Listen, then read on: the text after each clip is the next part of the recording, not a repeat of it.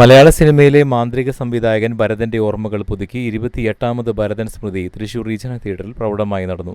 Cinema സാംസ്കാരിക രംഗത്തെ പ്രമുഖർ അണിനിരന്ന ചടങ്ങിൽ വൈകിട്ട് 6:30 ഗുരുവായൂർ ജ്യോതിദാസ് എടയ്ക്കക്കുട്ടി രംഗപൂജ നടത്തി. തുടർന്ന് ചടങ്ങിൽ പങ്കെടുത്തവർ ബദ്ധരദീപം തെളിയിച്ചു. ആദ്യ സിദ്ധാർത്ഥ് ഭരതൻ ഛായാചിത്രത്തിൽ പുഷ്പാർച്ചന നടത്തിയതോടെയാണ് പരിപാടികൾക്ക് തുടക്കമായത്. തുടർന്ന് നടന്ന സാംസ്കാരിക സമ്മേളനത്തിന്റെയും അവാർഡ് ദാന ചടങ്ങിന്റെയും ഉദ്ഘാടനം പ്രശസ്ത സംവിധായകനും നടനുമായ ബാലചന്ദ്രൻ മേനോൻ നിർവഹിച്ചു.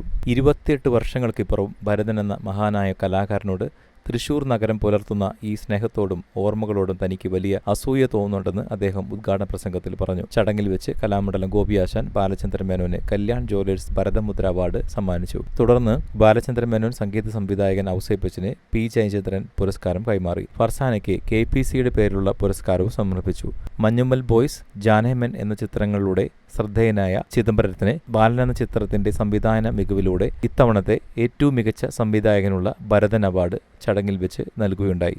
MP സുരേന്ദ്രൻ അധ്യക്ഷത വഹിച്ച ചടങ്ങിൽ സിദ്ധാർത്ഥ് ഭരതൻ ഉൾപ്പെടെയുള്ള പ്രമുഖർ സാന്നിധ്യം അറിയിച്ചു. പുരസ്കാരം ഏറ്റുവാങ്ങി സംസാരിക്കവേ സംഗീത സംവിധായകൻ ഔസേപ്പച്ചൻ നടത്തിയ പരാമർശങ്ങൾ ശ്രദ്ധേയമായി. ഹോളിവുഡ് സംവിധായകൻ ക്രിസ്റ്റഫർ നോളനേക്കാൾ മികച്ച സംവിധായകനാണ് ഭരതനെന്ന് അദ്ദേഹം അഭിപ്രായപ്പെട്ടു. സംവിധായകൻ ചിദംബരം ഭാവിയിൽ മലയാള സിനിമയിലെ ഏറ്റവും മികച്ച സംവിധായകരിൽ ഒരാളായി മാറുമെന്നും 2-3 സിനിമകൾ കൊണ്ട് തന്നെ മനുഷ്യഹൃദയങ്ങളെ തൊട്ടറിഞ്ഞ കലാകാരനാണ് അദ്ദേഹമെന്നും ഔസേപ്പച്ചൻ ആശംസിച്ചു. തുടർന്ന് നടന്ന അനുസ്മരണ ചടങ്ങിൽ പ്രശസ്ത സംഗീത സംവിധായകൻ വിദ്യാധരൻ മാസ്റ്റർ ഗായിക S ജാനകിയുമായുള്ള തന്റെ പാട്ടുവഴികളും ഓർമ്മകളും പങ്കുവച്ചു. ചടങ്ങിന് ശേഷം സണ്ണി മാസ്റ്ററുടെ നേതൃത്വത്തിൽ ജാനകി അമ്മയുടെയും ഭരതൻ ചിത്രങ്ങളിലെയും പ്രശസ്തമായ ഗാനങ്ങൾ ഉൾപ്പെടുത്തി ഗാനമേളയും അരങ്ങേറി.